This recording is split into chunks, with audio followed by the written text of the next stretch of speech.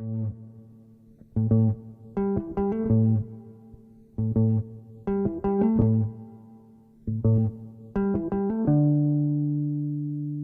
tout le monde et bienvenue au balado Plug ta manette. Nous sommes une gang d'étudiants de l'UQAM dans la maîtrise en communication, dans la concentration jeux vidéo et ludification. Nous nous rassemblons pour discuter de jeux vidéo québécois. Dans la première partie de l'épisode, nous présentons rapidement le jeu de la semaine.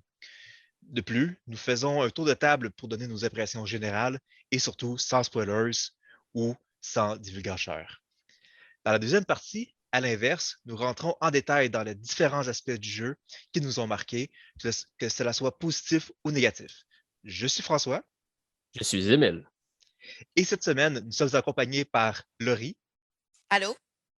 par William Salut! et par Raphaël. Bonsoir. Le jeu que nous allons discuter aujourd'hui est Kona. Donc, Kona, c'est un jeu développé par Parabole, qui est un studio québécois. Ça a été fondé en 2012 et bien que le studio semble principalement concentré sur des jeux vidéo, en fait, il va se vendre comme développant des médias interactifs, comme par exemple des jeux vidéo qui vont surtout servir à l'éducation. D'ailleurs, c'est une perspective qui va se retrouver dans Kona, comme le jeu va souvent s'amuser à éduquer son public sur certaines réalités du Québec des années 70. Donc, Kona, en fait, c'est un jeu d'enquête qui se passe dans les années 70 dans le nord du Québec. Nous incarnons un certain Carl Faubert, détective privé et ancien vétéran de la guerre de Corée, afin de résoudre le meurtre d'un riche investisseur anglais. Seulement, emprisonné dans un blizzard, il devra se débattre afin d'espérer survivre et mener à bien cette enquête des plus chaotiques.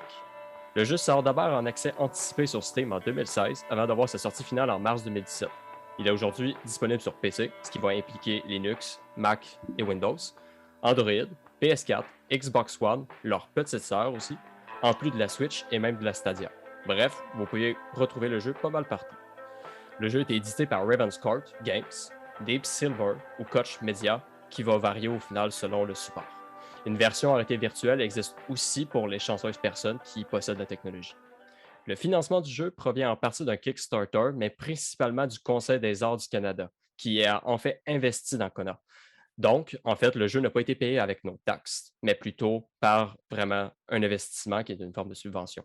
Le programme prend d'ailleurs 50% des revenus totaux du jeu, tant aussi longtemps que l'investissement n'a pas été remboursé. Tout ça nous amène alors au prix, en fait. Il varie selon le support, mais en règle générale, il va tourner autour de 15 à 20 $. Excellent, merci beaucoup, Émile. Laurie, veux-tu être notre première de ce tour de table pour donner ton opinion? Oui, oui, bien sûr. Ben, au fond, moi, le jeu Kona, j'ai vraiment une impression positive par rapport à ça. C'est une expérience que j'avais jamais vraiment vécue, au sens que jouer un jeu québécois qui se déroule au Québec, ben, pour moi, c'était quelque chose de vraiment différent. J'ai vraiment eu du fun, au fond, à jouer, puis surtout à regarder toutes les petites références que je pouvais faire, ou juste me dire comme, hein, je peux relate à ça, tu sais. Je suis pas nécessairement quelqu'un qui est comme full identité nationale, mettons.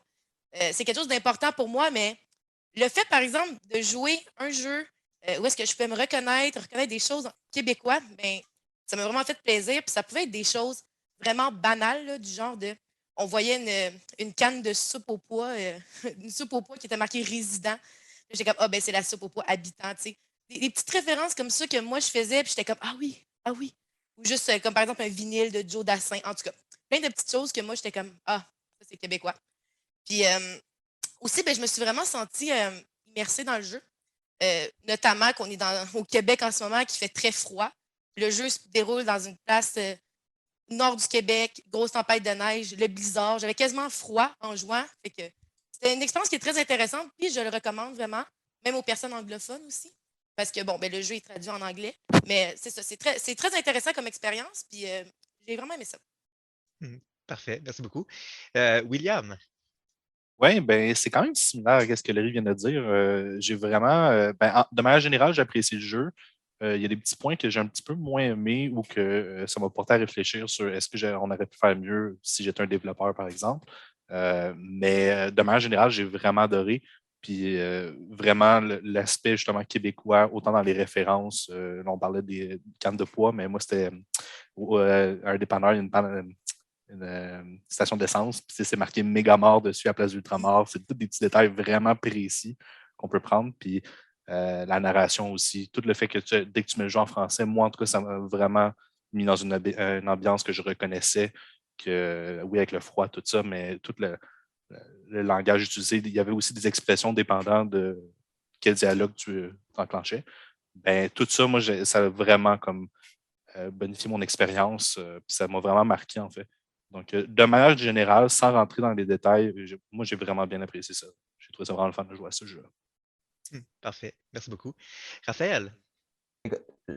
J'allais être le polémiste. Moi, je pense que je suis celui qui a été le plus mi-chaud, mi-froid. J'ai adoré l'idée du jeu. J'ai pas adoré y jouer. Puis on va pouvoir en discuter plus tard, plus en détail plus tard quand on va se permettre de divulgacher. Mais honnêtement, j'adore le fait que ce soit un jeu québécois qui se passe au Québec. On n'a pas beaucoup ça dans la sphère vidéoludique. Fait que de me sentir chez moi quand je joue à un jeu, c'est assez cool. Par contre, il y a des affaires qui sortaient de cette immersion-là ou qui m'empêchaient d'avoir du plaisir au plein potentiel. Puis, disclaimer, je n'ai pas eu la chance de finir le jeu à cause d'un problème technique que je vais aborder plus tard. Fait que le fait de ne pas avoir pu finir le jeu moi-même et d'avoir eu référence à un guide m'a empêché de vivre peut-être le punch émotionnel dans mon immersion que j'aurais pu avoir. Mais overall, je pense que c'est une très bonne expérience que moi, je n'ai pas pu avoir de manière optimale, mais je donne quand même énormément de crédit à Parabole pour le jeu qu'ils ont fait. Parfait, merci. Et Émile? Justement, c'est un jeu quand même vraiment impressionnant, surtout quand en fait c'est le premier jeu de Parabole. J'ai surtout été impressionné en fait par les thématiques qu'ils ont osé aller chercher, que ce soit la relation avec les investisseurs anglais, les cris aussi, qui vont subir les tensions entre les Anglais et les Français. Par contre, ça reste quand même le premier jeu du studio, ce qui amène parfois à un côté assez clunky, d'une certaine façon, un peu plus ou moins amateur au niveau des mécaniques, mais aussi de la physique du jeu. Mais malgré tout, tout est quand même assez bien ficelé en soi, ce qui donne quand même une expérience agréable et surtout cohérente. Mention spéciale à Guy Nadon, d'ailleurs, qui remplit super bien son rôle de narrateur. Mais par contre, le jeu aussi, un peu comme Raphaël, j'ai trouvé qu'il pêchait un peu au niveau du rythme. Le jeu, au final, avec une structure un peu open world, entre guillemets, fait en sorte qu'on peut aller rapidement assez partout dans le jeu. Mais si on ne porte pas bien attention à ce qui se passe dans la trame narrative, on peut rapidement se perdre au point où on va faire des allers-retours incessants sans jamais savoir où aller, ce qui fait en sorte que le jeu, on peut galérer très longtemps et ça peut devenir très frustrant. Parfait, merci. De mon côté, j'aimais ça. Vous allez apprendre à me connaître à travers les podcasts, mais je suis quelqu'un qui aime beaucoup les jeux compétitifs, donc c'était 100% en dehors du jeu que je vais jouer normalement. C'est une bonne petite partie. J'en ferai pas nécessairement une deuxième, mais je compare ça à aller au cinéma. Je suis zéro déçu d'avoir acheté le jeu. Puis, il y a certains bouts que j'ai trouvé qui étaient plus longs que d'autres, mais beaucoup. Quand même plusieurs scènes que j'ai ri en masse et que définitivement, j'ai été diverti. Et à la base, un jeu vidéo, c'est ça. Donc, j'ai vraiment aimé ça. Donc, ceci faisait le tour de la première partie. Comme vous allez voir, la première partie est toujours très courte. On ne rentre pas dans les détails. Donc, si jamais vous voulez ne pas être spoilé, comme on dit si bien au Québec, c'est maintenant le temps de quitter. Il va y avoir une petite musique de 30 secondes pour être sûr que vous ne vous faisiez pas pogner. Puis, à tantôt. Là-haut, là-bas, sur les montagnes, là-haut, là-bas, sur les montagnes. Là-haut, là-bas, sur les montagnes, là-haut, là-bas, sur les montagnes. Il y avait des moutons blancs, viens-t'en, belle rose. Il y avait des moutons blancs, belle rose du printemps. Belle rose du printemps. Et la bergère, celle qui les garde, et la bergère, celle qui les garde. Bonjour tout le monde et bienvenue à cette deuxième partie. J'espère que vous êtes prêts à avoir des détails croustillants du jeu. Premièrement, Laurie, est-ce que tu aurais un point marquant du jeu?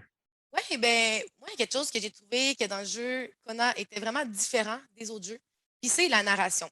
Donc, pourquoi? Bien, au fond, dans le jeu, on a un narrateur omniscient qui vient nous parler tout au long de l'histoire.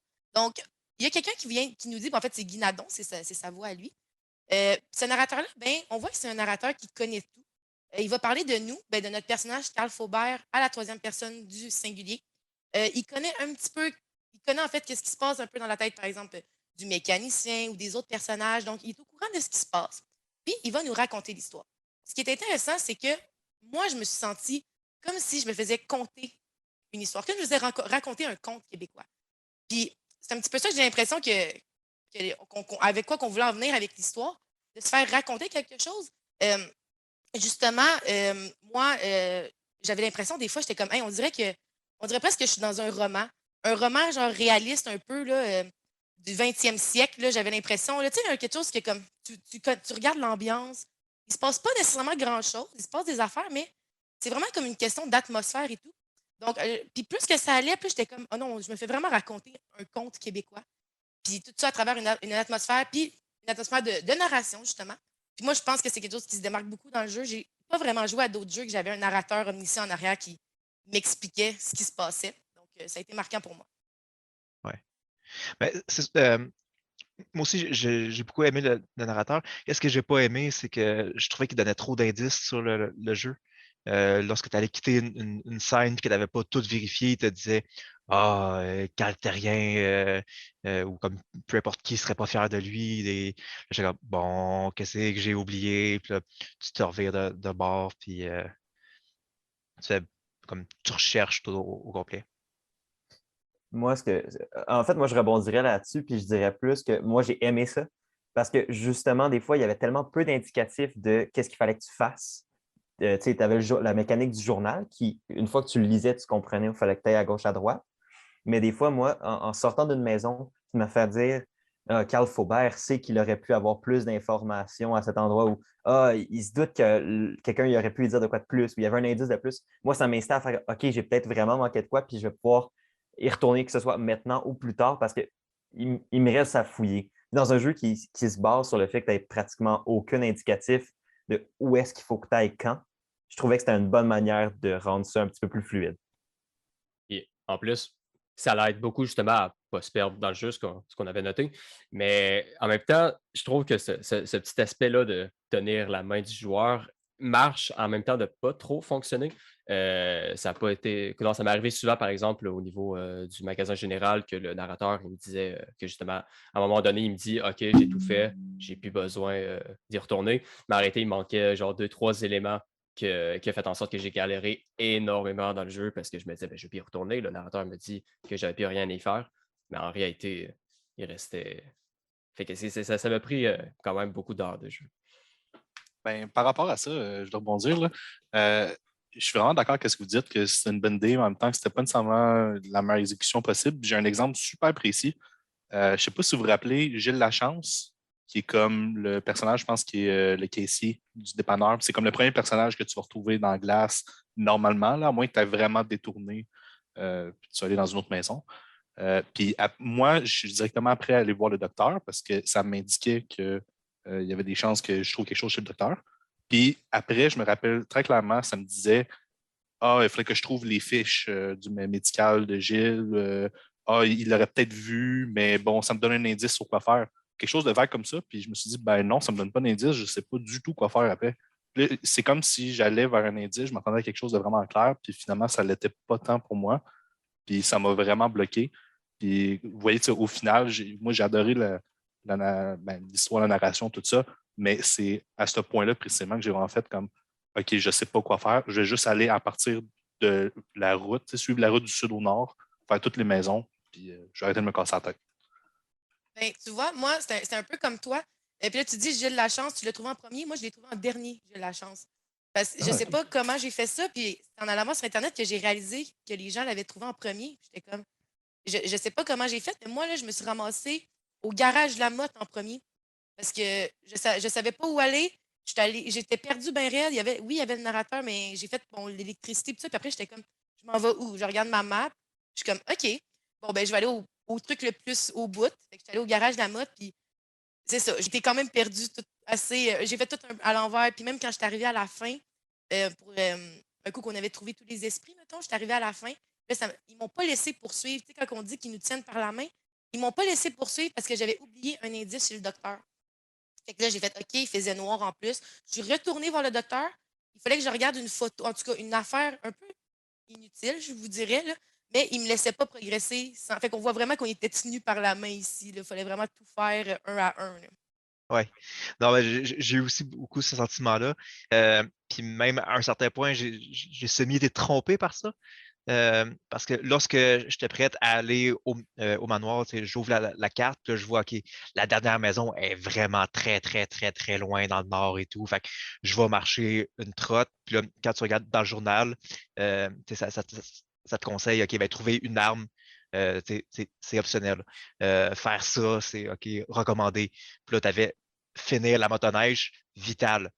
Puis là, j'étais arrivé, puis j'étais comme, oh my God, t'es sérieux, là, va vraiment falloir que je fasse ça. J'ai perdu facilement une demi-heure, 45 minutes à trouver le ski, que j'ai finalement regardé un guide sur Internet parce que je me suis tanné. Puis au final, j'aurais pu le marcher. Ça aurait été moins long de marcher au final. Euh, fait que je trouvais qu'il y avait certains indices qui t'emmenaient un peu à bonne direction, d'autres que c'était oh my God, genre j'aurais pu m'en passer. Mais c'est ça. Mais vu qu'on a tant entre une manière de jouer, notre temps de jeu qu'on s'est alloué pour le podcast d'aujourd'hui, on a tant en fait des chemins différents, j'ai l'impression. Est-ce que ça vaudrait la peine de faire un petit résumé de qu'est-ce qu'on a fait, mettons, de A à Z, juste pour être sur la même longueur d'onde? Oui, bien sûr. OK. Au Ben, pire, si vous voulez, je peux commence. commencer. Ouais, c'est ça, j'allais Euh, dire, commence Will, puis on Ouais. pourra le faire Ben, un je tour l'ai de dit un peu table. tantôt, là, mais moi, j'étais allé au dépanneur. Tu sais, c'était très guidé, j'ai l'impression. J'ai trouvé, j'ai de la chance. Après, je pense que j'ai fouillé un peu autour. J'étais allé au docteur. J'ai fait toute cette branche-là, donc je me suis rendu jusqu'à justement à la motte, là, que d'ailleurs, qui était le moment le plus difficile pour moi parce que j'ai tellement gossé longtemps pour trouver. En fait, je ne l'ai toujours pas trouvé, là, on en reparlera. L'espèce de, tu sais, il y avait une chaudière là, qui pendait dans le garage. J'ai Mhm. jamais trouvé comment faire. Je ne sais toujours pas ce qui est écrit à ce jour sur cette feuille-là. Mais bref, j'ai fait ça. Je suis revenu en bas. Puis c'est là vraiment j'ai eu le déclic. J'ai dit, OK, je vais faire de sud au nord pour finir justement dans la randonnée parce que je savais que c'était vraiment loin puis je n'allais pas revenir rendu là. Fait que c'était ça pour moi.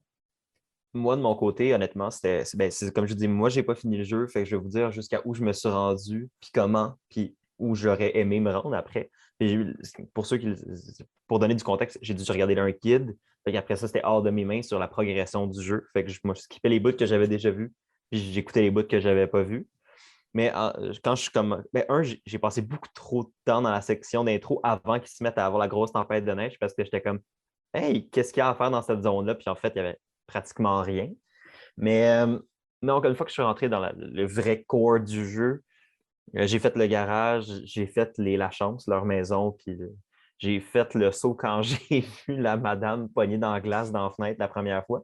Mais sinon, après ça, j'ai allé faire le médecin aussi parce que justement, comme Will, moi aussi, ça m'a dit ah, ben, il y a peut-être les fiches de la chance chez le médecin. Fait que j'ai fait le médecin, j'ai fait les maisons environnantes, j'ai été surpris par le père Rosaire et son calibre 12 direct d'en face quand tu rentres dans sa maison.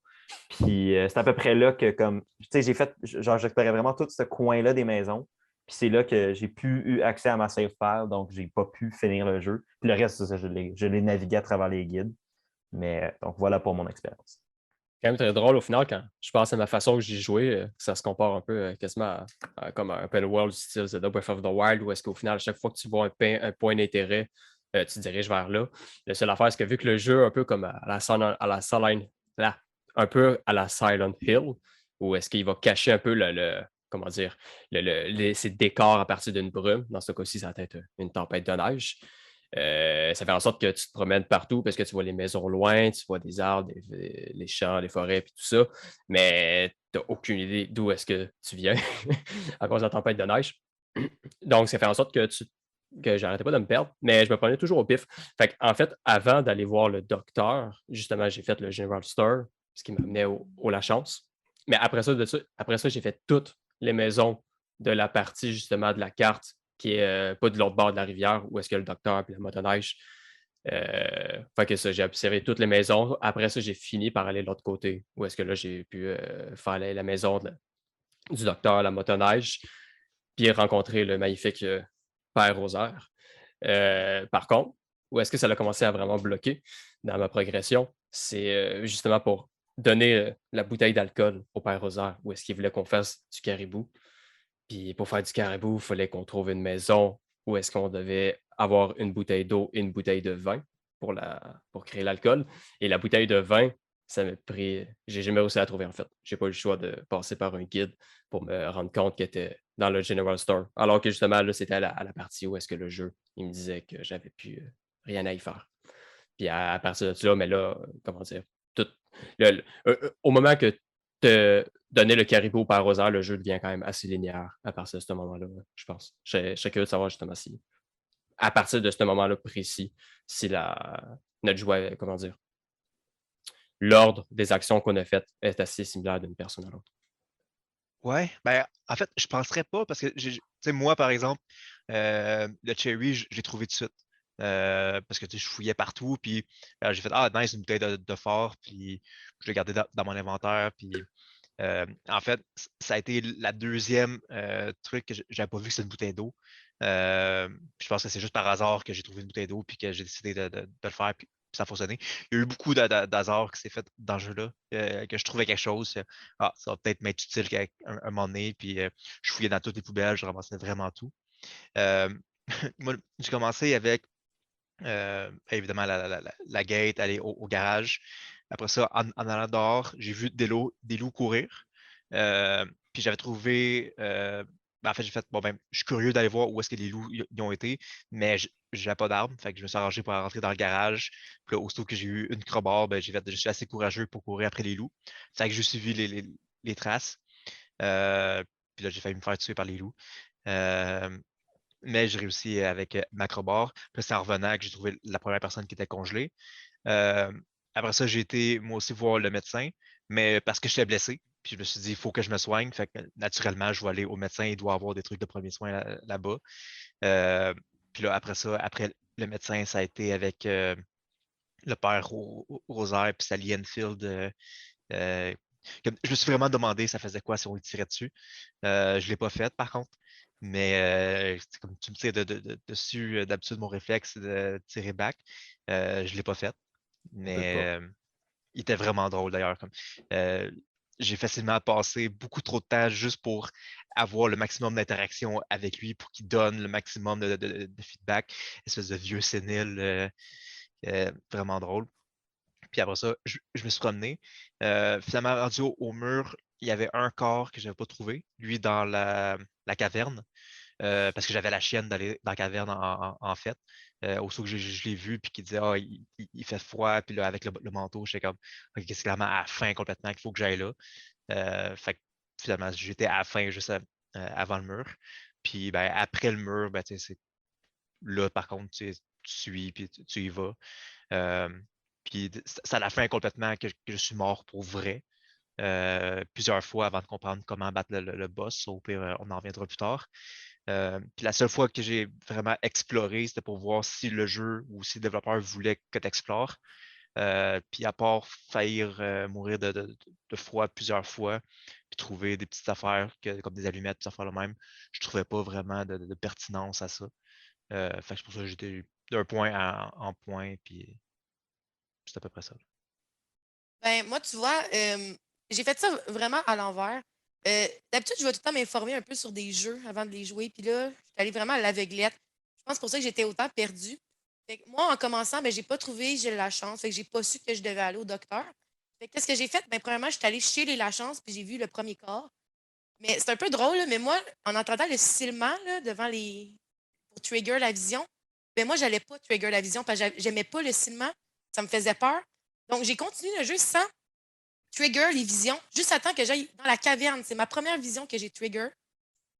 Ou peut-être que c'était. Non, c'était peut-être l'autre d'avant. Mais en tout cas, parce que ça me faisait peur le bruit. Puis j'étais comme, tu sais, il veut pas aller voir ça, il faut que je m'éloigne. Tu sais, il est stressé. Là, je faisais fumer des cigarettes, genre.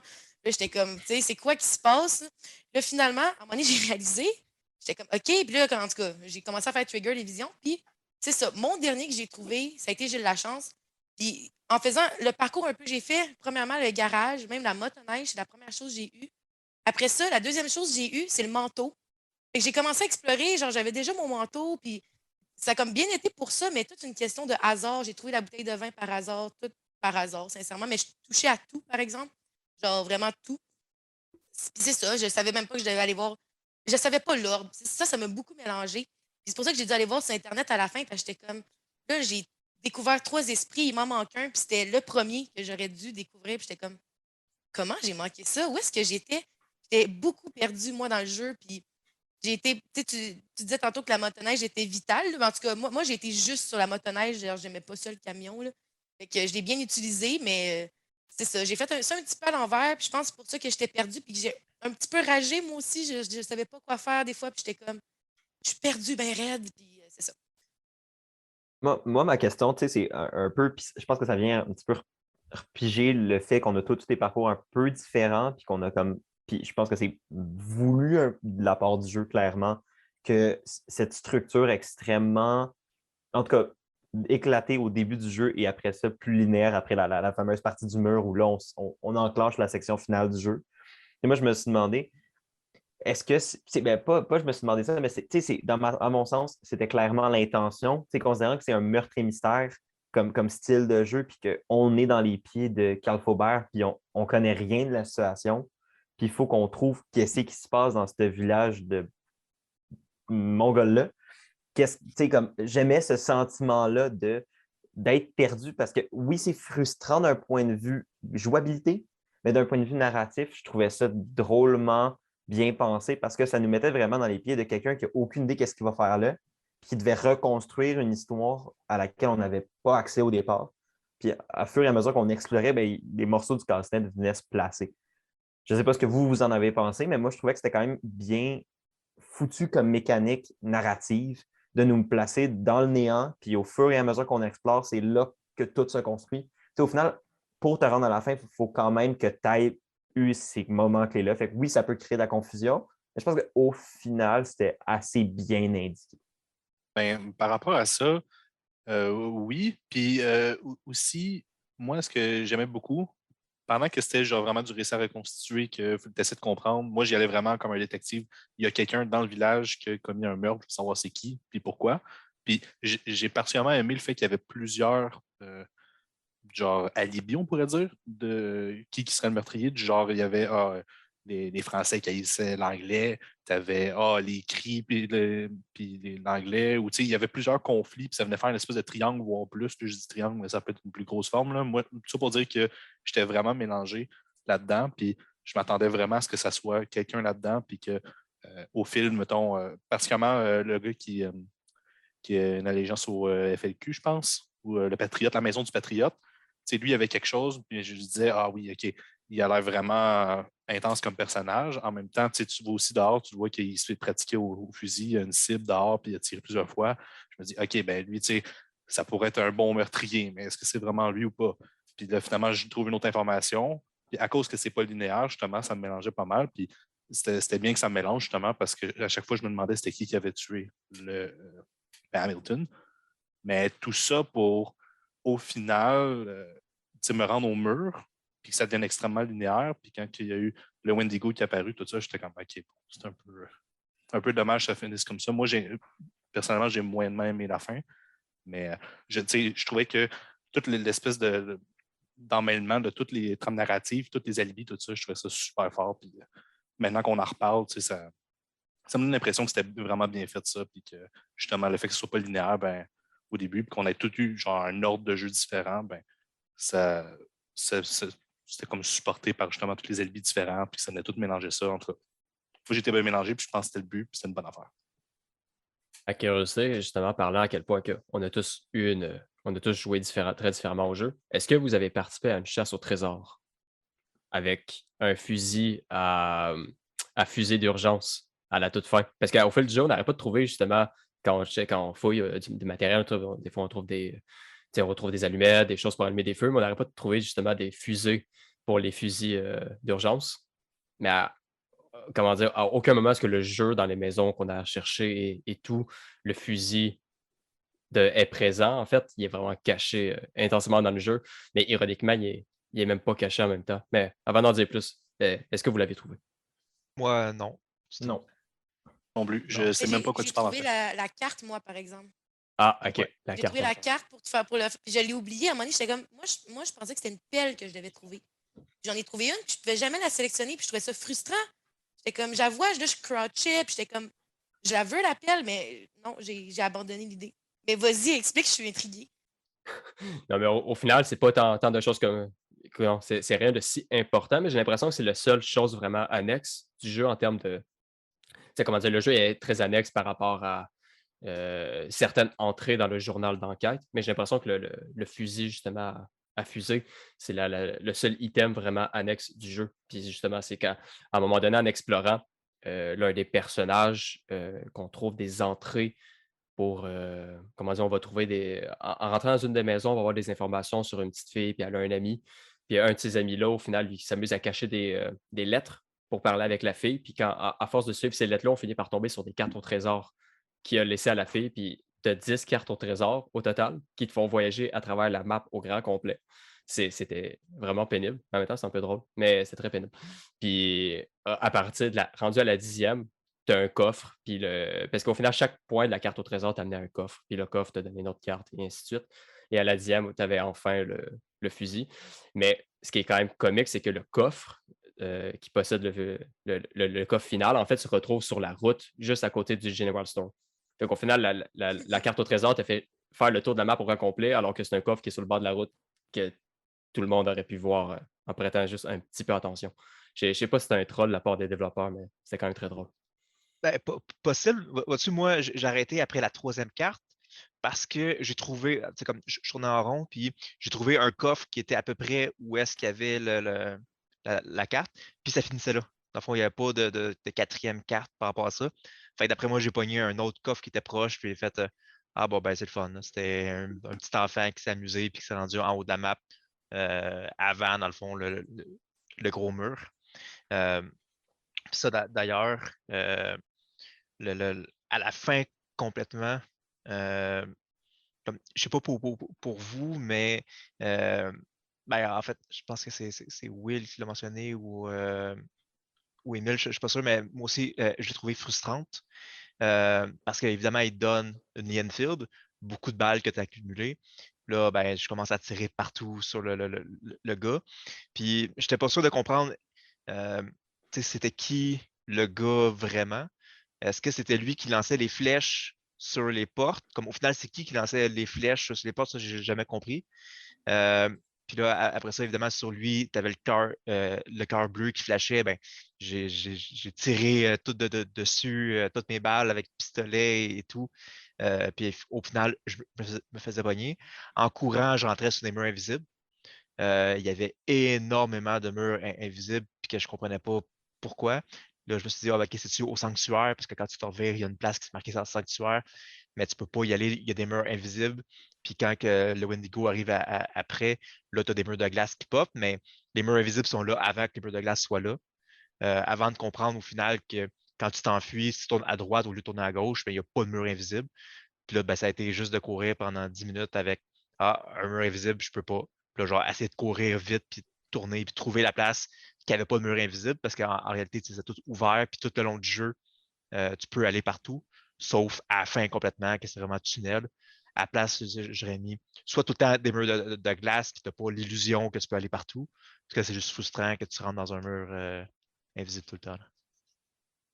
Ouais, ben, par rapport à ça, j'ai remarqué, moi, très rapidement dans le gameplay, même avant que ce soit le blizzard, ou ça se peut-tu, dès qu'il y a eu le blizzard, j'ai foncé dans un mur invisible, j'ai été vraiment déçu. Je me suis dit, comme, ah, ça va être ce genre de jeu-là qui va mettre, si je suis obligé de suivre la route, puis je peux pas faire du off-road avec mon char, tout ça, mais justement aussi l'arrivée du skidoo, puis quand j'ai commencé à l'utiliser, j'ai vraiment été soulagé de faire du off-road. J'ai d'ailleurs passé beaucoup de temps à faire ça. Puis je suis allé voir justement toutes les traces de loup que j'avais pas osé faire avant. Mais ouais, c'est ça. J'ai l'impression qu'il y avait beaucoup de. Maintenant qu'on en parle, là, quand je dis que je suis mélangé, puis il y a eu beaucoup de trames narratives qui sont venues se mélanger. Tu sais, par exemple, justement, les flèches qui étaient prises un peu partout, qui étaient en feu tout le temps, ben, en tout cas, ils étaient vraiment chaudes puis qui ne voulaient pas s'éteindre. Mais je trouvais ça super intéressant. Mais en tout cas, je ne sais pas s'il y avait un point par rapport à ça dans l'histoire, mais je n'ai jamais su c'était qui. Il y a des affaires du genre que la carte au trésor, j'ai jamais vu ça de ma vie. Dans tout le jeu, j'ai passé à côté complètement. Puis je pense que ça aurait été intéressant que non seulement là, on avait plein d'histoires pour c'est qui a fait le meurtre, mais aussi qu'est-ce qui se passait dans le village. Mais ça aurait pu être intéressant aussi que dès le départ, mettons, je ne sais pas, dans le dépanneur, le General Store, il donne la carte de manière super claire, du genre, il y a une chasse au trésor à faire que tu peux faire aussi. Mettons, quand tu trouves les flèches qui étaient chaudes, que tu pouvais avoir une conclusion par rapport à ça. Comme ça aurait pu avoir comme d'autres trames narratives mêlées dans les trames narratives qui sont mélangées au départ. Puis je pense que ça aurait juste bien fité avec le tout. Mais je dis ça, mais en même temps, je ne sais pas s'il y avait ça déjà dans le jeu. J'ai l'impression que les flèches servaient en partie par, comment dire, comme à créer un fil narratif au niveau des séquences d'événements qu'on devait faire dans le jeu. Parce qu'au final, le chasseur, que personnellement, j'ai jamais compris c'était qui. Au début, je pensais que c'était justement l'un des cris desquels le jeu n'arrêtait pas de parler, mais au final, on dirait que non. En tout cas, au final, les flèches, ils suivent le gros méchant, qui est le Wendigo. Puis au final, le gros méchant, qui est le Wendigo, il va, comment dire, il apparaît surtout à chaque personne qui sont congelées, qui sont nécessaires à trouver pour pouvoir passer la grosse palissade de glace pour arriver à la zone finale. Puis que j'ai l'impression que c'est comme une tentative du jeu à vraiment marquer sa linéarité, à dire, OK, là, tu es à une place qui est importante, puis tu dois être là parce que proche de là, il va y avoir peut-être un personnage à trouver.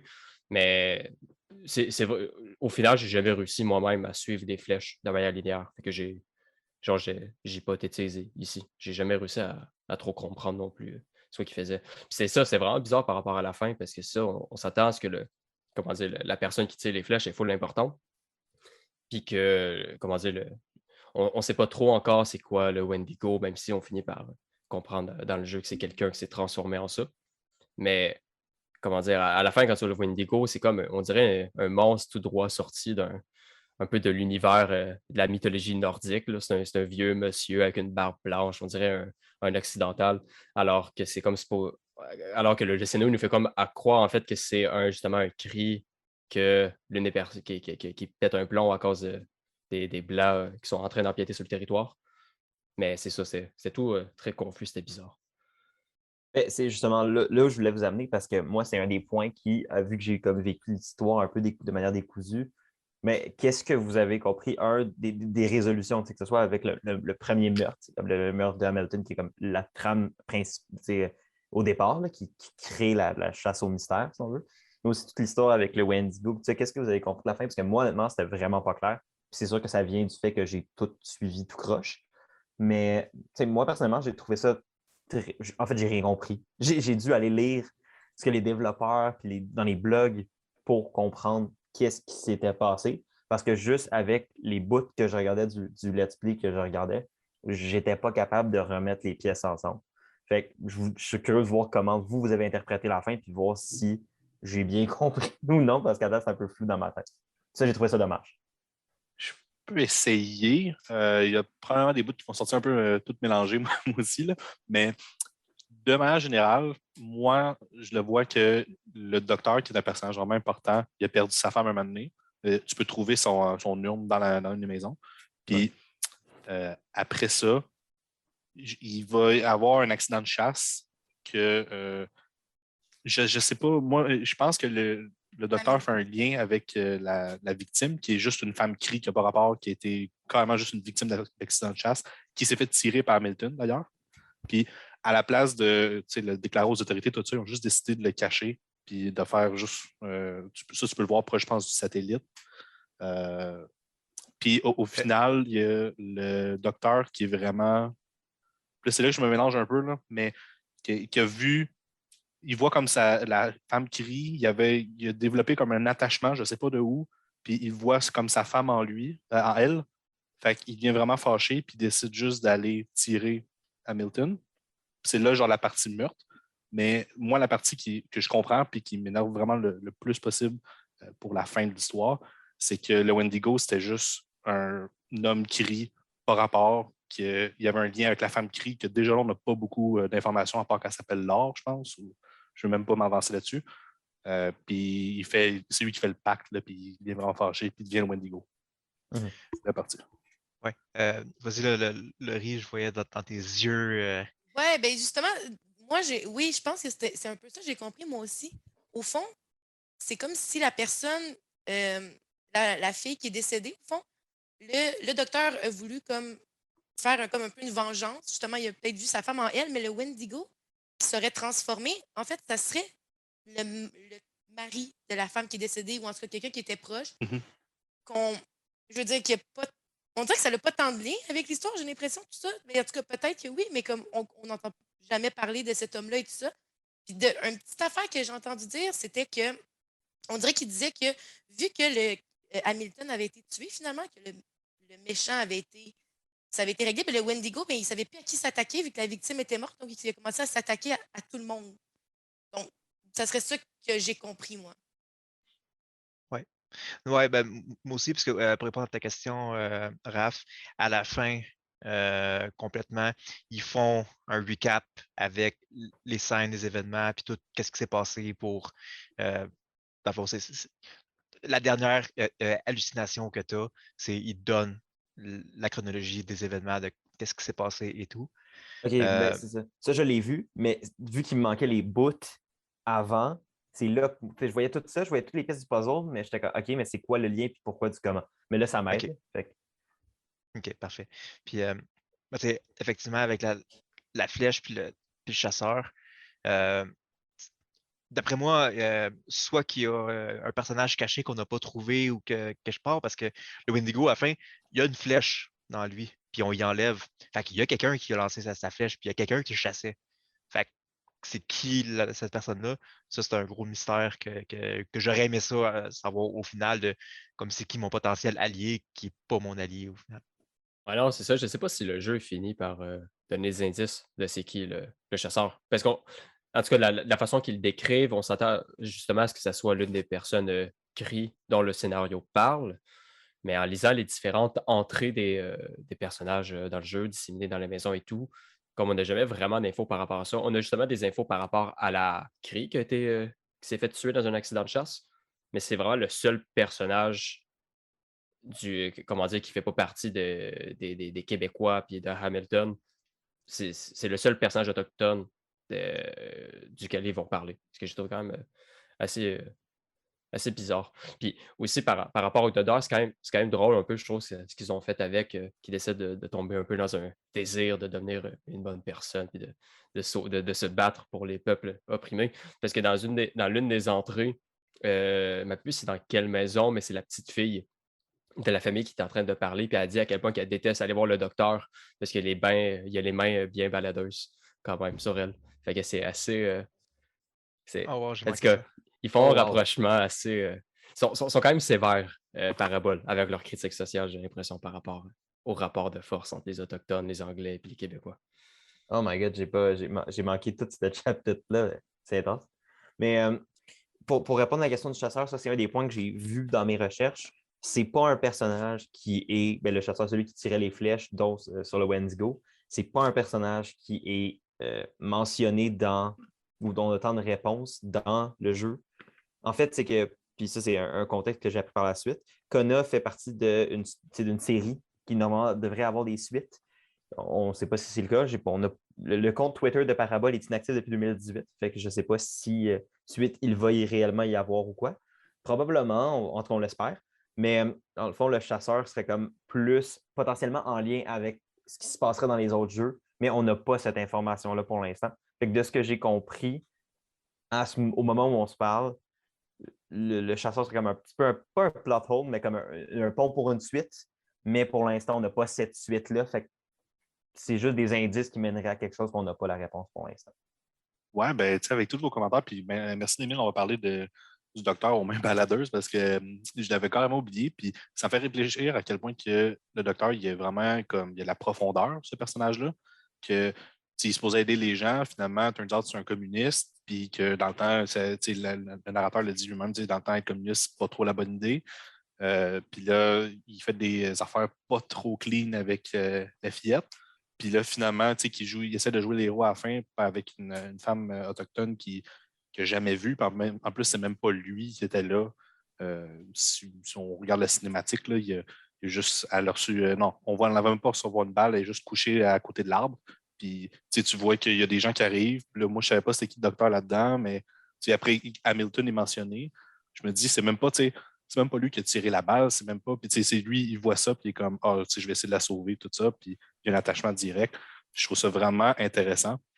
Mais je trouve aussi qu'il y a, dans cette histoire-là, autant que je l'ai aimé, puis j'aimais le setting, je trouve que justement les petites faiblesses, justement, on n'a pas tellement parlé du docteur comme le lien qu'il a fait avec la femme qui s'est fait tuer, je pense que juste le narrateur qui aurait dit une phrase ou deux du genre, là, j'ai pas d'exemple là, pour faire par exprès, mais qui aurait expliqué juste, fait un petit lien, ça aurait été en masse, puis j'aurais été vraiment content. Comme quand justement il y a l'arbre, puis il y a la flèche qui brûle dans l'arbre, je voyais pas l'arbre, c'était quoi le rapport, tout ça. Peut-être que c'est moi qui ai manqué un bout. Puis pourquoi le personnage décide de retirer le carreau, la flèche là, de l'arbre, je vois pas le lien. Là. Puis Guinadon aurait juste pu donner une ligne ou deux, puis ça aurait été en masse. Parce que quand Guinadon faisait la narration, moi, ça m'éclaircissait au maximum, puis ça faisait vraiment la job pour moi. Est-ce que ça se pourrait que la narration que tu vois à la fin dépend des indices que tu as trouvés tout au long du jeu? Parce qu'à la fin, il mentionne que le docteur, pourquoi est-ce qu'il avait agi de même avec la femme crie, c'est qu'il voyait sa femme morte dans la femme crie. Puis que c'est pour ça qu'il avait réagi comme ça. Je pense que c'est tout le monde, ça. Ouais, OK. Là, je vais faire une tangente complètement, parce qu'on a parlé beaucoup de l'histoire et tout. Je serais curieux côté, pas nécessairement gameplay, mais accessibilité. Avec quoi vous avez joué? Comme par exemple, moi, j'ai essayé de jouer avec une manette et un clavier souris. Rapidement, comme les menus me semblaient être designés pour une manette, mais je ne sais pas si c'est moi qui n'est pas habile avec, mais rapidement, j'ai rechangé pour clavier souris parce que je trouvais ça que c'était plus efficace pour moi. Je ne sais pas pour vous. Ben, moi, pour ma part, j'ai joué avec clavier souris. Moi, j'ai trouvé ça difficile à jouer. J'avais de la misère à sélectionner mes affaires, j'avais de la misère à courir. J'avais quasiment mal aux petits doigts quand je pesais tout le temps sur genre shift pour courir, genre. Ça a l'air niaiseux, là, mais j'avais de la misère. Fait que j'ai trouvé que les contrôles étaient bien difficiles. Je dois dire que je suis pas une habituée du PC gaming. Ça fait pas tant longtemps que. Fait que pour moi, c'est difficile de m'habituer juste à avancer tout ça. Mais j'irais même dire que moi, mon expérience de conduite et tout ça, ça a été difficile. Le nombre de fois, j'ai rentré dans des arbres. Je suis restée pris dans un sous-bois. Là, je dis un sous-bois, mais je sais pas comment je me suis rendue là. Je me suis perdue quand c'était la nuit. Puis, je suis restée pris dans le bois. Je fonçais dans tous les arbres qu'il y avait. J'étais en train de capoter. Fait que j'ai eu beaucoup de misère avec ma conduite. Et c'est ça. C'était un peu difficile pour moi au niveau des contrôles clavier-souris. Je vais aller dans le même sens que Laurie, sauf que moi, j'ai eu la chance de pouvoir, après ça, switcher sur manette et apprécier plus mon expérience à quelques problèmes près. Dans le fond, je suis l'inverse de François quand à comment j'ai joué au jeu. Mais ça, moi, j'ai commencé clavier-souris parce que j'étais comme, tu sais, un jeu PC, je vais l'essayer là-dessus, puis je jouais sur mon ordi aussi. Puis très vite, après comme une dizaine de minutes, j'ai fait non, ça ne marche pas, j'aime pas les menus, j'aime pas comment la jouabilité est faite pour un clavier-souris. Une fois que j'ai passé à la manette, j'ai trouvé qu'un niveau gameplay en jeu, ça fonctionnait. Par contre, j'avais des problèmes avec les menus encore. Des fois, je trouvais que je ne cliquais pas ces bonnes affaires pour faire apparaître le bon menu. J'arrêtais pas de pogner ma carte quand je voulais pogner quand je voulais pogner une autre, comme ça, ma lampe de poche ou quelque chose. Puis Lord knows que je voulais avoir ma lampe de poche souvent. Parce qu'on ne voit rien dans ce maudit jeu-là, des fois. C'est volontaire, c'est parfait, mais des fois, c'est que là, il y avait tellement de petites manipulations subtiles dans le menu que je ne trouvais pas optimisé avec le control scheme que je trouvais que c'était dommage parce que ça me sortait beaucoup du naturel des fois de juste ben là, je veux ma carte là, là, j'ouvrais tout le temps le mauvais menu. Puis je dirais bon, là, mon inventaire était plein. Bon, faut que je gosse. Puis le fait de voir gosser dans un menu, pour moi, ça cause des frustrations.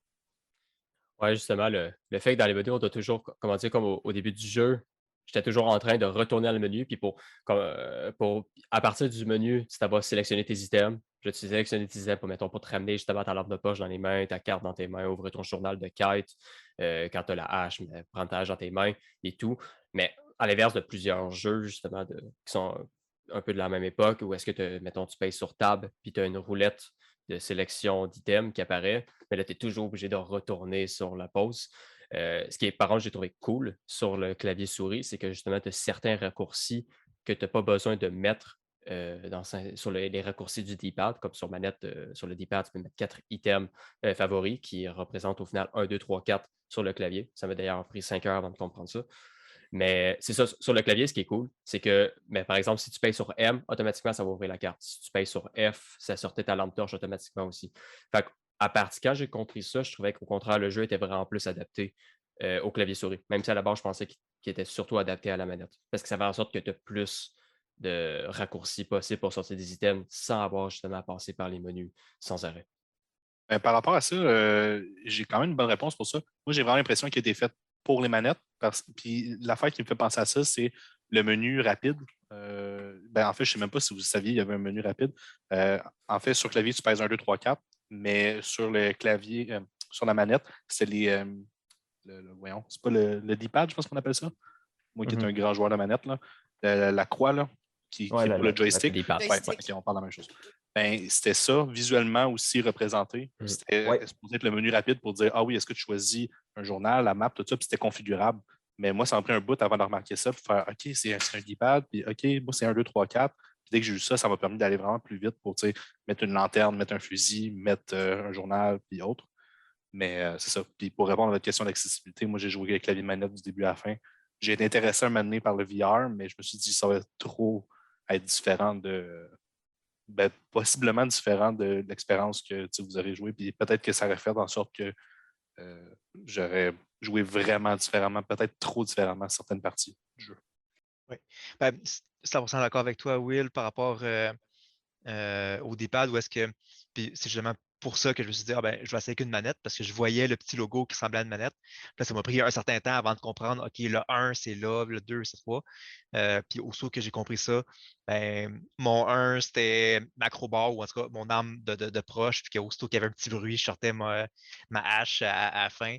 Puis mon 4, c'était mon Lee Enfield.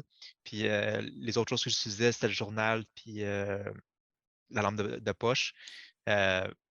Puis justement, c'était rapide par rapport à ça. Moi aussi, Laurie, j'ai eu très mal à la fin. Moi, j'ai joué le jeu pendant 6h30 de temps. En plus, je le streamais en même temps. Puis en vérifiant les vidéos, puis là, je me rappelle, à la fin, tu vois que je prends des pauses puis que je me frotte la main pour être sûr. Parce que oui, le shift, tu n'as pas un autorun. Puis je me rappelle vocalement avoir dit ça prend un autorun. Comme tu es toujours en train de courir. Puis surtout quand des fois tu sais qu'il faut que tu te rendes puis que c'est un petit 30 secondes ou une minute, il faut que tu cours. Ou juste pour te rendre à l'auto, par exemple, parce que des fois le parking est en bas de la butte. Ça aurait été le fun de juste peser sur un bouton, puis là tu y vas, puis tu fais autre chose avec tes mains. C'est drôle quand même, la grosse vie de gamer. Là. Ah oui, j'ai mal au petit doigt là, quand que je cours. Là. Ouch! Mais c'est ça pareil. Oui. Justement, moi, je voulais peut-être rebondir un peu sur quand on a parlé de l'inventaire. Je suis la seule qui a été un peu frustrée par l'inventaire. Moi, là, il était toujours plein. Ouais. Toutes des affaires que j'étais comme, c'est-tu important? C'est-tu pas important? Je veux pas le jeter parce que je sais même pas à quoi ça sert, mais je peux jamais prendre une bûche pour allumer un feu sans devoir tout jeter à terre, mettre la bûche, tout reprendre. Là, j'ai eu ma moto, ma motoneige, fait que là, j'ai commencé à entreposer des choses, mais j'étais comme, qu'est-ce que je fais avec ça? C'est quoi ça? J'avais plein d'armes, des haches, peu importe, que j'utilisais même pas, puis au final, je savais pas quoi faire avec mon inventaire. Oui, en fait, ça, dans l'auto, dans ton camion, tu pouvais les mettre. Puis, et dans ton camion et la motoneige partageaient le même inventaire. Fait que rapidement, moi, qu'est-ce que je faisais? C'est que je mettais comme. J'avais peur que, par exemple, avec le camion, tu passes sur un pont qui est tout délabré. J'avais peur qu'il tombe et qu'on perde le camion et tout. Fait que je m'arrangeais pour toujours avoir sur moi, mes balles, au moins 2 passements, des allumettes. Dans le fond, le kit de survie que tu as sur toi et que tu portes. Puis le reste, c'était tout dans l'auto. Puis même qu'à un moment donné, j'étais parano, puis j'ai fait plusieurs runs pour être sûr que j'aille au moins une vingtaine de bois dans le pick-up pour être sûr que je ne perde jamais de bois. Puis ça m'est utile à la fin complètement, où est-ce qu'il n'y avait plus de bois, puis bon, ben, j'en ai une coupe dans mon pick-up. Ben, c'est un peu peut-être une tangente que je prends, là, mais moi, je vois un lien entre les mécaniques de l'inventaire puis carrément les mécaniques du genre le stealth dans le jeu, la vie. Oui, tu as la vie comme physique, là, la santé de Carl Faubert, tu as aussi tout ce qui est, je pense, c'est comme son stress, ou Ouais. en tout cas l'icône de cerveau. Ouais. Puis tu en avais un autre à chaleur. Ça, c'était quelque chose qui m'a vraiment surpris et qui m'a vraiment excité au départ. C'est que moi, quand j'ai rentré dans le jeu, je pensais que ça allait être juste une histoire de détective. Tu te promènes, tu marches, tu ne pouvais même pas courir, puis tu allais justement lire des entrées du texte de personnes qui sont mortes, mettons.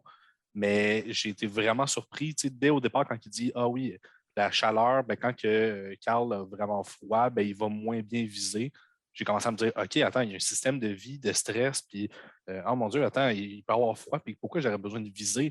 Pourquoi que des fois, il y a une icône d'œil, puis des fois, l'icône d'œil, c'est un X, puis c'était des mécaniques comme ça que je ne m'y attendais pas du tout, que je pense que j'aurais aimé découvrir plus tard, du genre la première fois que tu vois le père Rosaire. Moi, ça a été une grande révélation pour moi, du genre, ah ben, je savais pas qu'il y avait des NPC qui bougeaient dans le jeu, je pensais que tout le monde était disparu. Ben, ces affaires-là, ben, moi, j'ai vraiment trouvé ça intéressant. J'aurais aimé les découvrir un petit peu plus au fur et à mesure. Genre, la première fois que tu vois un loup, ben là, il parle de viser avec un fusil, par exemple. Mais ça a été des mécaniques qui m'ont vraiment surpris. Puis je pense que c'est quelque chose qui différencie le jeu, qui le rend un petit peu plus unique là, comparé aux autres histoires. Quand tu marches, tu cliques. Là. C'est intéressant justement que tu mentionnes que le jeu était original par rapport à ça, parce que quand tu regardes un peu les différentes campagnes marketing faites par les développeurs pour le jeu, c'est justement vraiment l'une des manières de mettre d'avant leur jeu. Comment dire, le jeu, au final, il est sorti, comme on avait dit au début, il est sorti en 2016 en Early Access, ce qui est en même temps que la sortie de Firewatch. Puis Firewatch, il est arrivé vraiment avec l'arrivée du genre vidéoludique qu'est le Walking Simulator. Puis les développeurs, dans certains interviews, le définissent comme un dating simulator, mais quand tu vas lire justement sur leur site et tout, jamais le jeu est défini comme un walking simulator. Il est vraiment défini comme un jeu de survie, comme un jeu même voire un jeu d'horreur, même si on serait plus dans le trailer rendu là. Et c'est vraiment intéressant de voir. Puis surtout aussi, comment dire, l'une des façons qu'ils voulaient mettre le jeu de l'avant, c'était dans leur désir un peu de créer un nouveau genre de jeu vidéo. Vraiment créer une fusion du jeu d'aventure avec le jeu de l'exploration, mais que malgré ça, il y a un stress qui est apporté par rapport justement au jeu de survie, au craft. Ultimement, c'est toutes des mécaniques qui sont quand même assez mais très limitées dans leur développement. Faire un feu, c'est toujours la même chose et au final, c'est plus comment dire, c'est pas un craft très complexe. C'est quand même quelque chose qui a fini un peu par m'agacer parce que le jeu, justement, il y a comme une forme de système de craft, mais c'est pas un craft qu'on retrouverait vraiment dans des jeux de survie où est-ce que tu dois créer tes éléments pour ensuite de ça. C'est qu'il y a comme une évolution, il y a une boucle de gameplay qui se crée à partir du craft. C'est toujours, faut que tu cherches, tu trouves des allumettes, tu trouves des bûches, tu trouves des allumes-feu. Une fois que tu as ça, tu peux aller voir un feu de camp, tu peux allumer le feu de camp, tu peux sauver, puis la boucle se répète. Fait qu'il n'y a comme pas d'émergence qui se crée un peu à partir de ces mécaniques-là. Comme on voit que le jeu, malgré son désir de un peu sortir des catégories et créer sa propre catégorie, il reste quand même malgré tout vraiment un jeu axé sur comment dire, l'observation des décors. Ouais. Ça m'amène à un point un peu similaire mais différent, puis c'est au niveau du ton du jeu, puis de comment le jeu m'a amené dans son monde, puis des fois me sortait de son monde, veux pas. T'sais, le côté horreur, évidemment, moi je l'ai particulièrement ressenti, même si c'est pas un jeu d'horreur, je voyais vraiment, le côté mystère, il fait noir, tu es tout seul, tu comprends rien, ils te font visiter des maisons qui ont pratiquement délabré, puis ils sortent, ils essayaient vraiment de nous mettre dans un monde très solitaire, très immersif par le son et la nature. Tu es tout le temps tout seul ou presque, à part le père Rosaire. Mais en même temps, tu as tout le temps l'impression qu'il y a quelqu'un qui t'observe, puis qu'il y a quelque chose qui se passe, puis qui va t'arriver d'en face. Fait que moi, ça me mettait vraiment dans une ambiance que j'haïs en tant que joueur, mais qui était vraiment intéressante dans le point de vue du jeu. Par contre, ce que je trouvais dommage, c'est, admettons, à cause moi, je ne sais pas pour vous, mais moi, j'avais des erreurs de performance dans mon jeu. Fait que souvent, quand je changeais d'une zone à une autre, admettons, je passais du Père Rosaire chez le docteur, ben, il y avait des loading screens. Mais comme pas un loading screen, même pas, mais c'est le jeu arrêtait, ça spinait, puis ça repartait. Ce qui faisait en sorte que j'étais bien nerveux, puis j'avais, genre, j'étais comme, OK, là, j'ai peur, je suis là avec ma petite flashlight, puis je suis comme pas à l'aise, puis je m'en vais reprendre mon char. Je suis OK, il faut que j'aille voir le docteur qui a l'air un peu louche. Ça me tente pas. Ah là, loading screen. Bon, ben, j'ai plus peur. Je suis plus dedans. Je trouvais ça dommage. Puis, tu sais, je vois que le jeu essaie de construire de l'horreur, mais n'arrivait pas à cause de problèmes extérieurs à l'histoire du jeu. Puis, il n'allait jamais comme au fond dans le ton, je trouvais, mais il construisait bien, mais il y avait des affaires qui me ressortaient constamment de ce ton-là, qui étaient bien pensées, mais qui n'étaient pas aussi bien exécutées qu'il aurait pu. Puis c'est un petit peu ça que pour faire écho à ce que je disais en entrée de podcast, le jeu avait d'excellentes idées, mais les exécutait pas tout le temps super bien, ce qui faisait au final que j'étais tout le temps comme tiraillé entre est-ce que j'aime ça ou est-ce que ça me gosse? J'aime ton retour au début parce que maintenant que tu dis ça, je suis vraiment d'accord avec toi. Par exemple, je suis un joueur comme toi qui est vraiment peureux quand que je joue. J'haïs les sauts ou les jumpscares. Puis je voulais pas qu'il y en ait dans le jeu. Puis là, ça disait qu'il y avait un tag horreur. J'avais vu certains joueurs le décrivaient comme un jeu d'horreur. Mais j'ai quand même aimé ça, avoir le sentiment que tu es tout seul, qu'un être, un monstre qui se promène, on ne sait pas trop c'est quoi. Ça a eu de l'effet sur moi. Surtout dans la maison, justement, il y avait des loups à un moment donné, là. Je pense que tu montais en haut, c'était déjà super creepy. Moi, c'était la TV qui avait qui avait comme un problème de poste, là, puis qui faisait de la lumière, puis qui grichait. Ça avait vraiment une ambiance qui me faisait peur. Puis là, après, j'ai entendu du bruit en bas. C'est des petites affaires que c'est pas des sauts en soi, mais qui maintenaient genre l'idée de comme je suis tout seul, mais je ne suis pas. Il y a des loups dangereux qui ne sont pas supposés être là, qui sont là. Il y a quelque chose que je ne comprends pas, que je ne suis pas capable de mettre ma main dessus. Puis ça, c'était en masse pour moi. Puis je trouvais que c'était bien fait, mais justement, pour moi, il y a eu juste les loups. OK, le père aux airs un peu. Il m'a plus réconforté une fois qu'il a tiré, puis ça a fait son petit coup. Puis pour moi, quand il commençait à faire noir, ça a été vraiment un deal breaker du genre, je peux pas continuer à jouer, ça me fait beaucoup trop peur. Puis après, je me suis dit, bon, je pense que j'ai pas mal vu la majorité des choses. Je vais juste aller au mur. Puis pour être honnête, une fois qu'il a commencé à faire noir, je suis juste allé trouver des guides en ligne. Puis je me suis dit, OK, est-ce qu'ils vont aller plus loin dans l'horreur? Ou est-ce que c'était vraiment, j'ai vu tout ce qu'il y avait par rapport à l'espèce d'ambiance qui est inconfortable. Puis c'est ça, au final, j'ai pas vraiment eu peur. Puis comme tu as dit, il y a des super bonnes idées. Puis des fois, c'est exécuté, mais j'aurais aimé, moi, que ça soit plus exécuté, puis plus. Ça te rend plus nerveux en tant que joueur sans nécessairement, mais plus comme uneasy, inconfortable ou nerveux sans nécessairement faire des sauts. C'est d'ailleurs vraiment drôle par rapport à ce que vous dites par rapport à l'aspect horrifique du jeu, parce que quand justement encore tu t'en vas voir ce que les développeurs disent par rapport à leur jeu, et justement, ils vont dire qu'ils ne voulaient pas utiliser des cheap tricks, ils ne voulaient pas utiliser des techniques un peu cheap pour présenter l'horreur dans leur jeu. Fait qu'ils voulaient vraiment juste créer une tension, puis ils ne voulaient pas utiliser les jumpscares, même si au final, des fois, ils s'amusent à aller comme créer des faux jumpscares, ce qui est quand même drôle, justement, comme Will, tu disais, avec le loup qui rentre dans la maison à un moment donné pendant que tu es en train d'explorer, puis tu entends comme une casserole qui tombe à terre, ce qui fait vraiment le saut, parce que au final, le jeu, comme tu es toujours très solitaire, ce qui est vraiment aidé par la tempête de neige, ce qui est quand même comment dire, je trouve que vraiment l'atmosphère, les devs ont vraiment maîtrisé ce qu'ils voulaient faire, ils savaient ce qu'ils voulaient faire.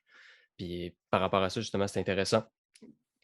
Parce que par rapport à ce que les développeurs voulaient tenter de représenter dans leur environnement, du fait que tu étais vraiment solitaire dans une campagne du Québec isolée, c'est un peu par rapport, pour revenir à la légende du Wendigo. Au final, le Wendigo dans le jeu, c'est surtout quelque chose qui représente la vengeance. Justement, quand on parlait du mari d'une femme qui s'est fait tuer, il pète sa coche, il devient le Wendigo, puis il décide de tuer tout le monde. Au final, le jeu présente une histoire par rapport à ça, où est-ce que les peuples créés sont comme condamnés à se faire ramasser par les Blancs, parce qu'au moment que Wendigo apparaît et qu'il décide de se venger, les Blancs réagissent 10 fois pire, puis ils ramassent encore plus les peuples autochtones, ce qui mène à un cycle sans arrêt, où est-ce qu'au final, les différents autochtones, les différentes personnes des peuples autochtones veulent comme contenir le Wendigo quand il apparaît, ce qui peut-être justement pourrait amener à faire suite aux différents jeux, comme tu parlais, Raphaël, tantôt. Mais par contre, quand on va aller d'autres versions de la légende du Wendigo en dehors du jeu, par exemple sur l'encyclopédie canadienne, on se rend compte qu'en fait, les gens du Wendigo, c'est plutôt un monstre qui apparaît, qui prend forme dans comment dire, dans l'avarice d'une personne. Une personne qui est dans un groupe, dans une communauté, qui décide de sortir, qui est égocentrique, narcissique, qui veut tout garder pour elle-même, qui s'isole, plus une forme d'individualiste, a fini par donner un Wendigo, donc un monstre qui est redouté.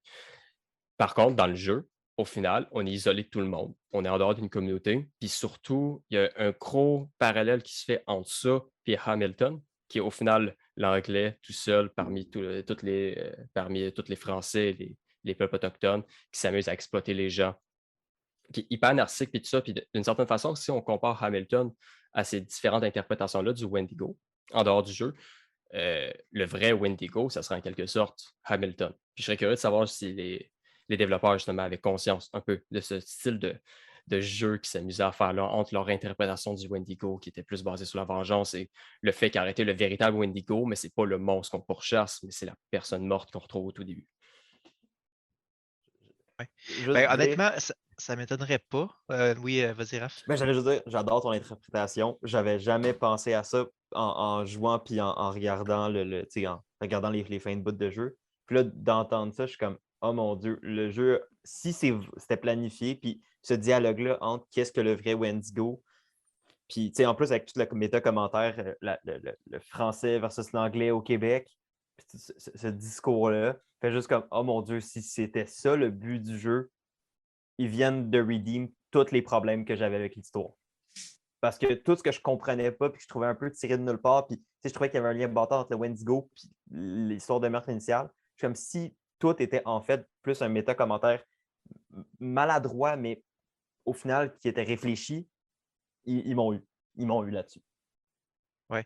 Ben, en fait, je pense, c'est sûr qu'on pourrait analyser beaucoup et attribuer des attentions aux développeurs. Mais moi aussi, j'avais vu ça, par exemple, en lien avec comment est-ce que le Québec est représenté. Donc, tu sais, au début, on monte la tour, puis là, le fleur d'Élysée, puis là, le beau pays québécois et tout, bla. Puis, par contre, il y a quand même l'aspect le souverainiste extrême du FLQ, que c'est un gars tout croche qui vit dans une soue à cochon, qui c'est un braconnier, puis que dans le fond, l'extrême du souverainisme, ben c'est pas bon. Comparé, mettons, à le Québec, comment qui est et tout. J'aimais beaucoup le symbolisme, pardon, justement, de l'anglais, que c'est lui qui commence à tout à acheter. Comme mes collègues l'ont mentionné aussi plus tôt, les petits clins d'œil à gauche puis à droite sur l'histoire. Quelque chose que j'aimerais faire beaucoup avec ce jeu-là, c'est de le faire jouer à des Français de France. Puis voir, ben, probablement, est-ce qu'ils vont comprendre le père quand il parle. Déjà, ça serait ultra drôle à faire.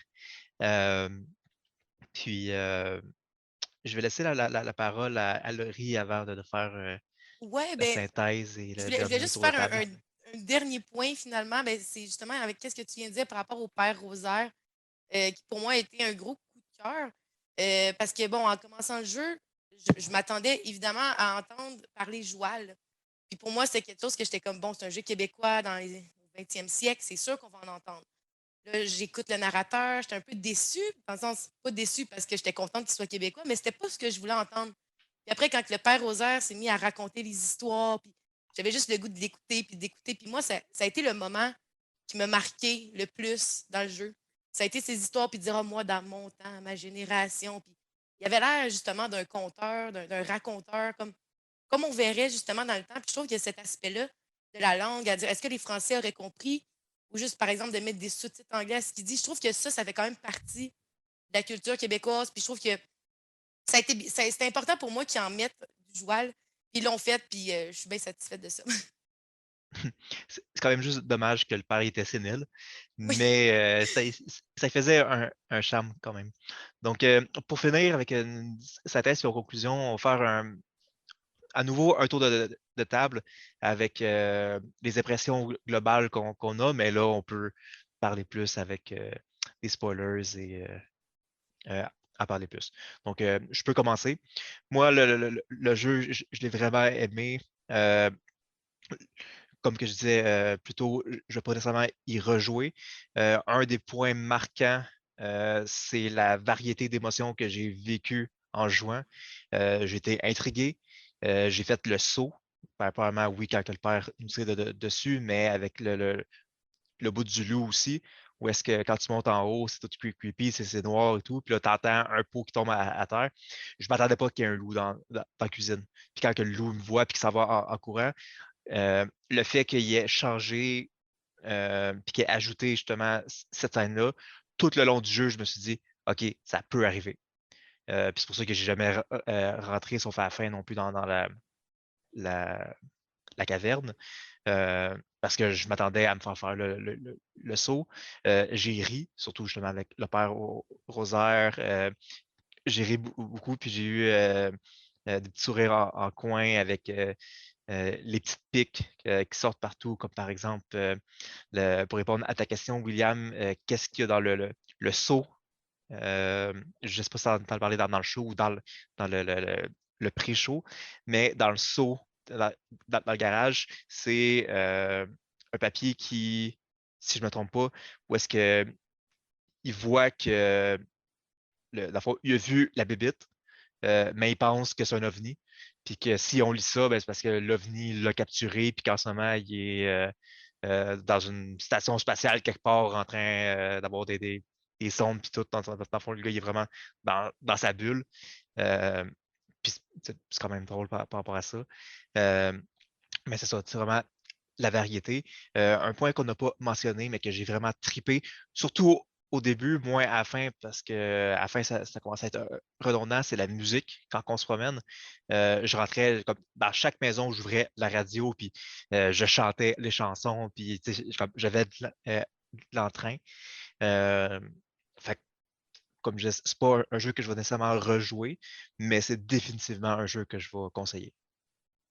Premièrement, merci de m'avoir dit qu'est-ce qu'il y a dans le seau. Je vais bien dormir ce soir. Je suis soulagé. Mais plus sérieusement, je dirais, j'ai apprécié le jeu. Je pense que surtout, où est-ce que j'accroche, moi, c'est au niveau peut-être du design, des choix de design, qui ne sont pas nécessairement mauvais, mais que j'aurais préféré autrement. Puis quand je dis préféré autrement, c'est vraiment pour, selon moi, qui aurait bonifié le jeu.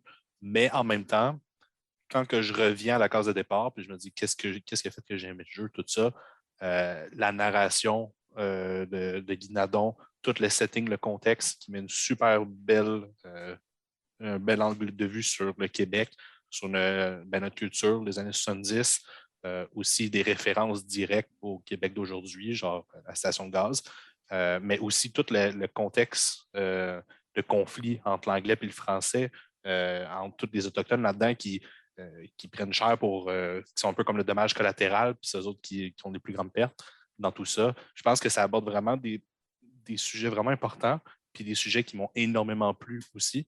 Donc, c'est quand on fait tout ce mélange-là au niveau de la narration, puis l'histoire, le contexte, que je me dis, ouais, c'est un bon jeu, puis je comprends vraiment pourquoi il y a eu des investissements par le Conseil des arts du Canada.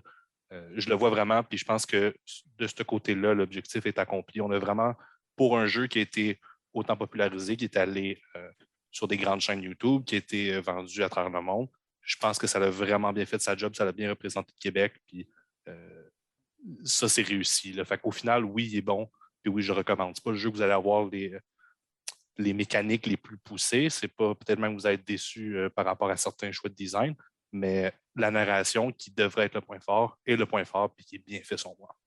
Donc, ouais.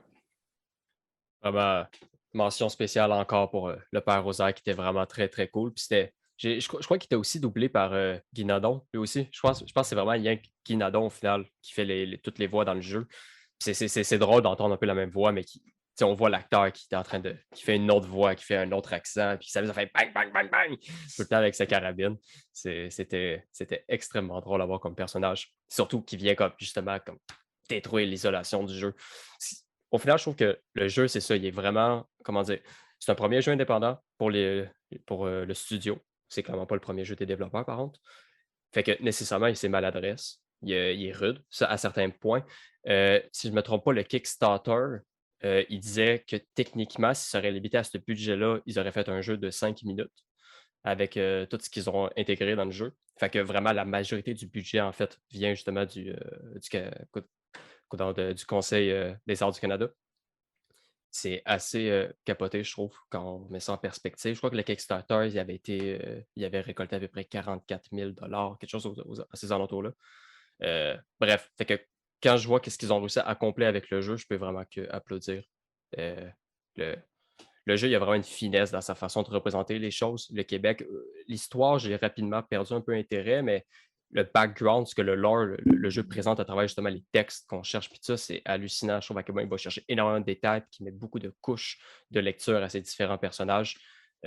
Pour aussi un studio indépendant, la quantité d'assets qu'ils ont dû créer, d'après moi, a été vraiment énorme parce que c'est pas comme si ça pouvait se trouver, d'après moi, sur Internet, des banques d'assets de budget qui représentent le Québec des années 70. Fait qu'ils ont vraiment dû recréer toutes les assets, sans doute, pour leur jeu. Fait qu'il y a vraiment une attention au détail qui est présent dans le jeu. Puis, tant justement au niveau de ses mécaniques, au niveau de son lore, de son histoire, de ses représentations, de ses références et tout, qui en fait vraiment un jeu, oui, maladroit, mais qui est vraiment.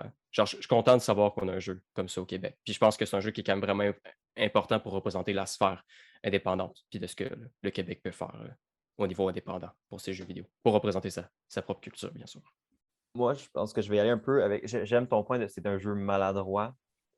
Je pense que la phrase qui résume le plus comment je me sens avec Kona, c'est j'aurais vraiment aimé que ce ne soit pas le premier jeu à grande envergure de ce studio-là. J'aime beaucoup des idées. Je trouve que justement, mettons, au niveau histoire, puis au niveau de l'ambiance, des thématiques, c'est vraiment bien foutu. C'est un très bon jeu sur le plan narratif. Par contre, sur le plan gameplay, c'est là où j'ai eu beaucoup de problèmes, où j'ai trouvé que le jeu était maladroit. Je pense que si ça n'avait pas été, si ces maladresses-là n'avaient pas pris de l'ampleur comme moi, ils ont pris un petit peu à ma place, dans mon expérience de jeu, ça aurait été un excellent jeu indépendant parce que vraiment, tout ce qui est histoire, tout ce qui est ton, tout ce qui est ambiance, ils l'ont vraiment bien. Fait que c'est vraiment un jeu, j'aurais espéré qu'il vienne plus tard dans la vie du studio Parabole, mais c'est un jeu que je suis content qu'il existe dans la vie du studio Parabole. Ça prend un jeu comme ça, il a sa place, il est vraiment le fun. Il y a tellement de bonnes idées qui sont malheureusement retenues un petit peu par d'autres affaires que j'ai moins trippé, mais overall, je le recommande. Je pense que c'est quand tu sais dans quoi tu t'embarques, c'est un jeu indépendant québécois qui présente le Québec, puis il amène beaucoup d'idées avec différents niveaux de succès, mais les idées qu'il amène sont là, sont intéressantes, valent la peine au moins d'être considérées. Je trouve que c'est un jeu qui se démarque, qui essaye, avec différents degrés de réussite, mais overall, qui réussit. Fait que moi, je le recommanderais. Puis je suis content d'avoir pu jouer à Kona.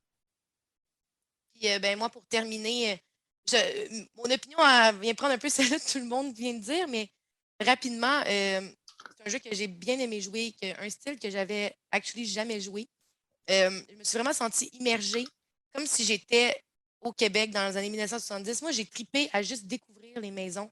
Ah, là, j'étais comme cette famille-là était catholique, était plus riche. Cette famille-là, tu voyais c'était plus pauvre. Tu sais, j'étais capable de voir les différences de classe, voir l'impact de la religion.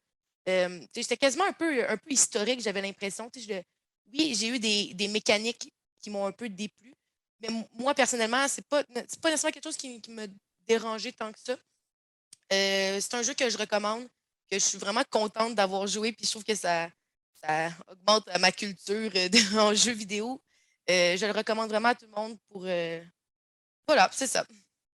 Parfait. Ben, écoutez, merci tout le monde d'avoir été présent durant ce presque 1 heure et demie. Un petit fait divers identifié par Émile. Kona ne veut absolument rien dire. C'est un mot qui ne veut rien dire. Les devs aimaient juste la sonorité. Donc, petit moment, petit commentaire cocasse de la fin. Retrouvez-nous dans 2 semaines exactement, où est-ce qu'on va jouer au grand plaisir de William à Outlast 2, qui est sorti en 2017. Merci et au revoir. Au revoir. Ciao! Bye! Bye.